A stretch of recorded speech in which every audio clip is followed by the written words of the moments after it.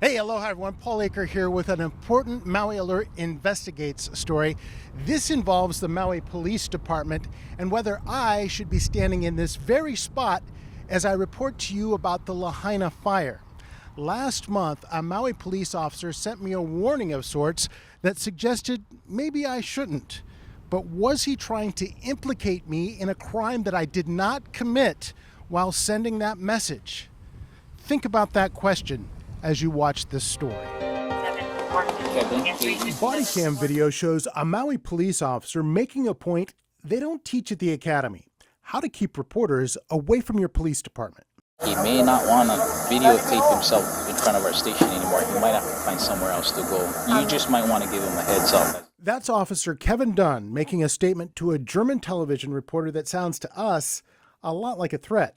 It came about 2 hours after a minor scratch in a parking lot turned into a criminal case once Dunn realized Maui Alert was in the car. They showed me the picture on their phone. I'm like, wait a minute, I know this guy. And how does Dunn know Maui Alert? Just like you do, the news. Lahaina Fire now leads to Dunn said he's seen our reports. Recent stories include Maui Alert reporting in front of the Wailuku police station. The topic? Basically what we're reporting is day 2 on our quest to get those public records. A lawsuit our news organization filed against the police department. In the suit, we allege the department unlawfully withheld public records about the Lahaina Fire. The ordeal started at Laniopoko Park in December. The German reporter was driving a rental car. She's asked us not to publish her identity, so we're calling her Greta. As I sat in the passenger seat, Greta caught a bright ray of light in the backup camera and slightly, ever so slightly, scratched this SUV parked behind her. Cell phone video shows Greta exchanging information. She shares her insurance information and driver's license, even her phone number. With only a couple of days to finish her story and a pressing interview at the Hyatt, Greta tells the owner she can't wait around for police to eventually show up.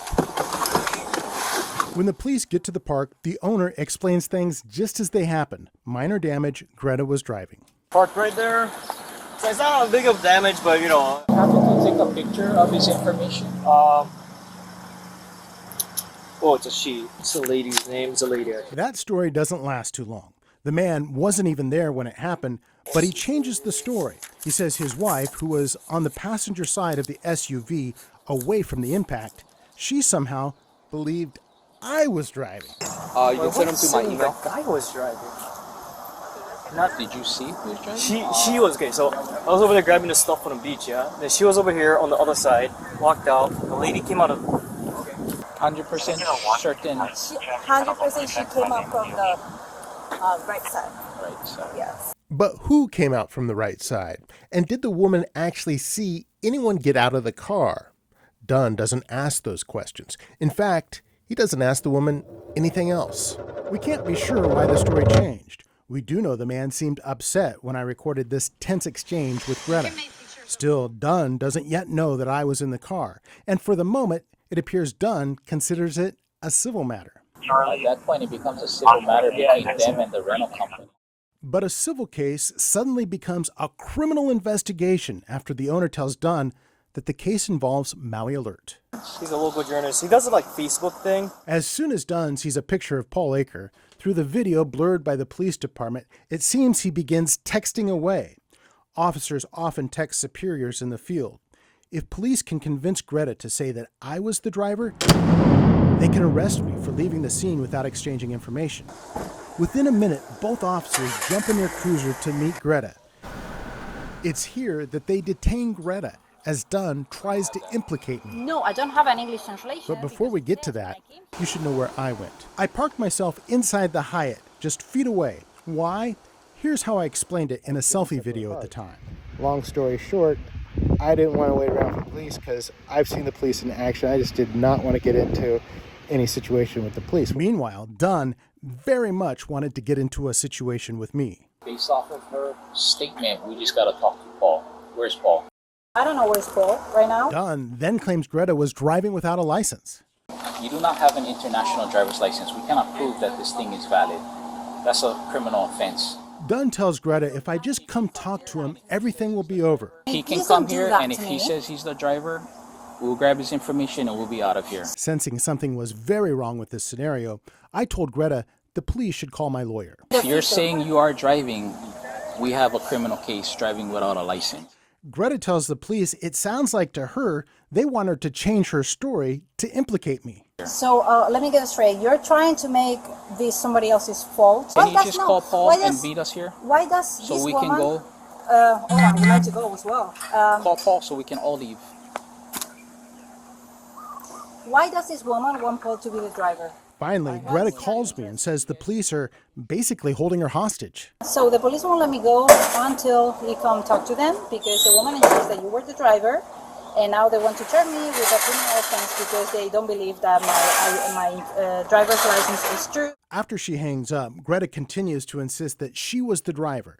Dunn has a couple of conversations with the sergeant, and then he threatens jail. The option my sergeant gave me said, for one, we can either arrest you for driving without a license and arrest you for hindering prosecution for not giving us the whereabouts of where he is.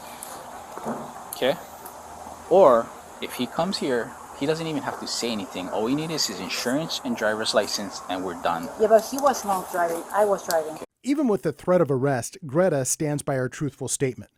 Finally, another call to the sergeant, and Dunn drops the arrest threat. Instead, they issue Greta a ticket for driving on a foreign license that is not translated, and Dunn issues Maui Alert We see him on that YouTube. heads up. I know he likes to record in front of the Wailuku station.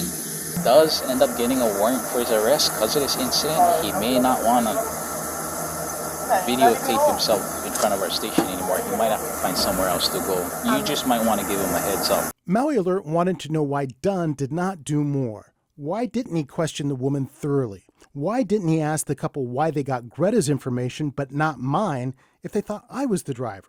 Why was there no formal statement from the woman? And why did Dunn make that statement about our reporting in front of the police department?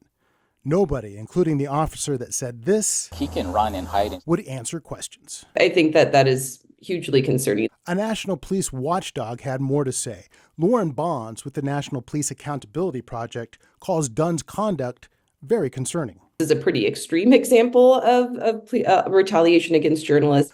Bond says the video shows likely violations of both reporters' constitutional rights, but more importantly, the right of the public here on Maui, the right to learn about their government. An attack on an individual journalist is, interfering with the public's rights and to receive information. And it's also, potentially silencing other journalists, even if they aren't the specific target. It's sending a message to them that the same thing could happen. So it's very concerning, and it's a bigger problem than just kind of one individual being bullied and harassed by the police.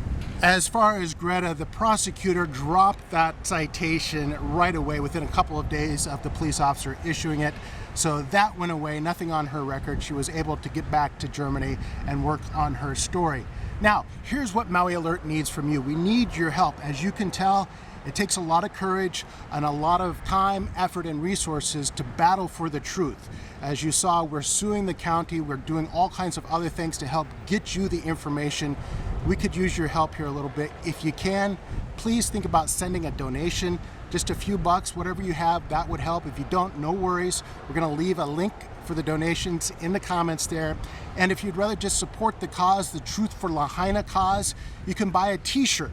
The Truth for Lahaina t-shirt will help support the campaign, show people that you want the truth for Lahaina, and we'll make a few bucks on each t-shirt that we sell.